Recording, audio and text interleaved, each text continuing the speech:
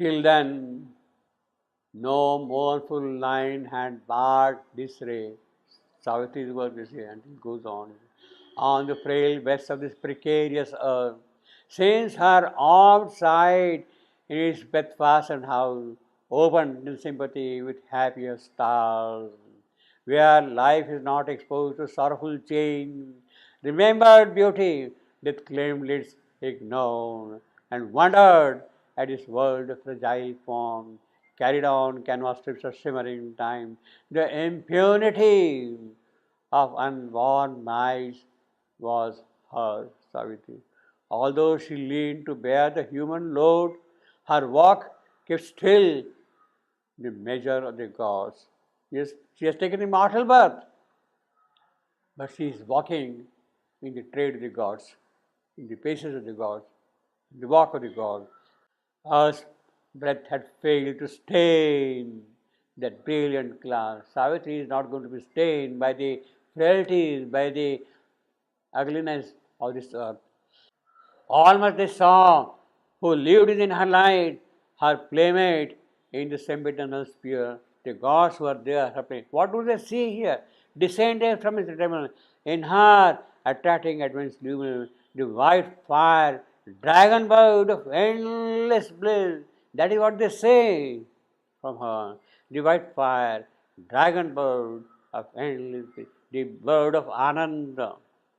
That is the dragon bird of Anand, drifting with burning wings above her day, the bird of Anand. Although she is going to meet a very harsh moment, she is going to face doom, it is the bird of Ananda who is hovering over. Heaven, tranquil shield, guarded the mission child. So you see, although Savitri has taken immortal birth, she has always that protection. She is always supervised by the superhuman power. She is guarded by the white fire dragon bird of endless bliss is always there with her. See. But joy cannot endure until the end, because Savitri has taken the mortal birth.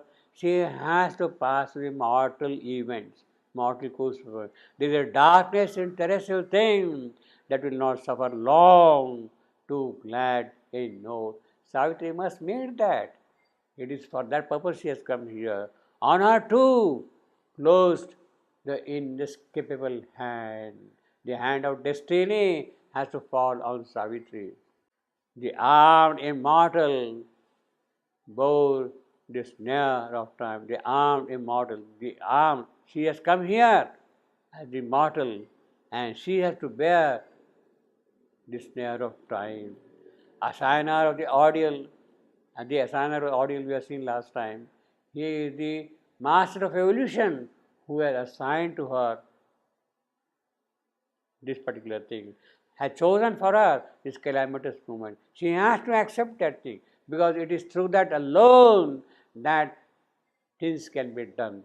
The purpose for which Savitri has taken the birth can be accomplished only when the assigner of the ordeal and pain gives her her share of calamity and doom. August and pitiless, in his calm outlook, his that assigner, the master of evolution, heightening the eternal dreadful strategy, he measured the difficulty with the might and dug more deep the gulf that all must cross. Savitri has to cross that gulf. She cannot. The cross is there and she has to carry it and go to the other side. Assailing her divinest element, he made her heart kin to the striving human heart and forced the strength to its appointed road. Yes, Savitri must take this road. Savitri must follow this thing. Savitri must meet doom. Savitri must face doom. Savitri must conquer doom. That is the appointed road on which he has to go. And he has seen that. He sees that this is God done. For this, she had accepted mortal birth. To wrestle with the shadows she had come. To wrestle with the shadows she had come. To wrestle with the shadows she had come. See, that is how you scan it. To wrestle with the shadow of doom she had come. See, that is how you break the lines also. That is how you break the lines also. To wrestle with the shadows she had come, and must confront the riddle of man's birth and life's brief struggle in dumb matter's night. And life's brief struggle in dumb matter's night. Savitri must confront that moment, you see. She must meet that thing. For this, she had accepted mortal birth. She has come here for that purpose. Mortal birth she has taken for that purpose, you see. And must confront the riddle of man's birth. Riddle of man's birth. Savitri must meet. What is the riddle? Actually, it is more than the riddle of birth, than the riddle of death. How birth is always accompanied by death. It is more the riddle of man's death than man's birth, and it is that Savitri must confront and she must meet. And life's brief struggle in dumb matter's night.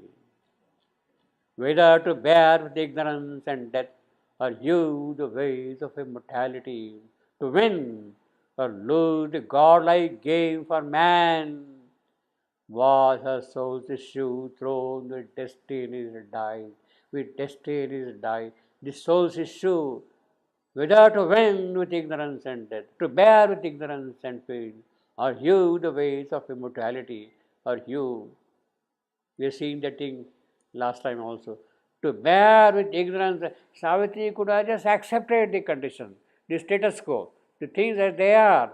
She could have just remained what she was. Okay, the world goes on like that, it will go on there. Why should I bother?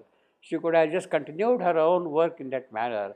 Either to remain like that or do something more decisive than that, to cut the ways of immortality, to cut the ways of immortality in this mortal world. Whether I should do that or accept the status quo, that is the issue. But actually that is not really the issue for Savitri. Savitri is not going to accept this alternative at all, to bear ignorance and death. Savitri is going to cut the ways of immortality in the mortal world. That is her work. And she is going to do that thing, to win or lose the godlike game. Whether she is going to win or not, that is a different matter. But as far as she is concerned, her job is to cut the ways of immortality. Was the soul's issue thrown with destiny's die? It is not human Savitri, it is not mortal Savitri, but it is the soul of Savitri who is facing that issue. And she has to, but not to submit and suffer was she born. The moment you say that she was born not to submit and suffer, the moment you say that, it means that this is totally ruled out. This is just out of the question. This is just ruled out, you see. To win with ignorance and but not to submit and suffer was she born. To lead, to deliver was her glorious work. To lead, to deliver, that is to cut the ways of immortality. It is for that purpose I am here. I have taken the mortal birth for this purpose. I am here in this world since the beginning of this creation for this purpose, to cut the ways of immortality. Mrityu Loka, to bring Amrita to the Mrityu Loka. That is my job. That is what I am here for, you see. That is what I am going to do. But not to submit and suffer was she born. To lead, to deliver was her glorious part. Here was no fabric of terrestrial make. Well, she is not made of small little thing like that. She is something made of a very different type altogether. Here was no fabric of terrestrial make, fit for a day's use by busy, careless power. It is not Jina Anivastrani. She is not going to wear ordinary clothes, ordinary robe. She is wearing the garments of the gods, and she has taken the birth here to do God's work. Here was no fabric, an image fluttering with a screen of pain, or a castaway. Well, she is not that, where she is not a thing. In the chess play, such is the human figure drawn by time. This is what man is, a castaway. He is an object which is floating on the ocean when the shipwreck takes place. He is not like that. Man is not like that. Man is something more than that. Man is here to do some work. He is not just something which is discarded, you see. A conscious frame was here, a self-born fool. That is what Savitri is here. She has taken the mortal birth. She is here with a conscious frame. Even her body is fully conscious of her divinity. What she is here for, she is fully aware of it. Self-born fool, which is Swayambhu, which has taken the birth by itself. It is that for the Shakti who is there here.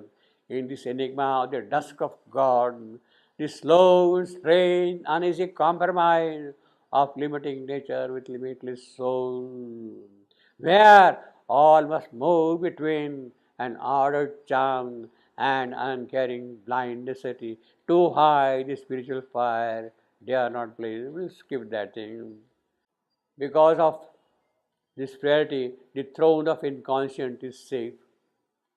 While the tardy calls to the eon's palm, and the animal browses in the sacred fen, and the gold hawk can cross the skies no more. The gold hawk, the soul of man. He, the bird, the vulture, the Garuda, who is flying up high in the sky, cross the sky no more. The animal, the noble spirit of man, the vital life force, the Aryan life force. It is that which is now confined to this form. But one stood up. Yes, this is what it is. But one stood up. Yes, in spite of all these things, there is one who is meeting the challenge of the situation. Stood up and lit the limitless flame. One, of course, immediately it refers to Savitri. But this one is greater than Savitri herself. It is the original Savitri herself who is here, who stood up and lit the limitless flame, kindled the fire, kindled the Agni. The Yajna is get burning here, arraigned with a dark power that hates me. In the dire court where life must pay for joy,